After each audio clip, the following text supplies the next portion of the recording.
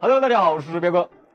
今天来给大家开的是一条4年的老腿。那么像这条火腿呢，是19年制作，严格意义上来说，它发酵是满3年的。火腿呢是之前也是生坯绿刨，大家可以看一下，也是这种长有绿色的霉。但是为什么大家看起来整条火腿会成这种黑色？是因为经过长时间发酵以后呢，这个火腿里边的油渗出来，把这个霉层渗透以后，就会变成这种黑色。那么经过这么长时间的发酵，大家可以看一下这个肥入层，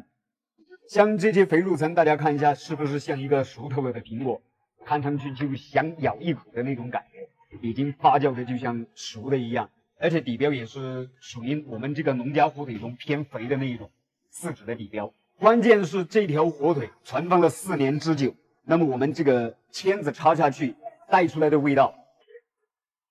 它没有一丝的杂味，纯正的浓浓的火腿。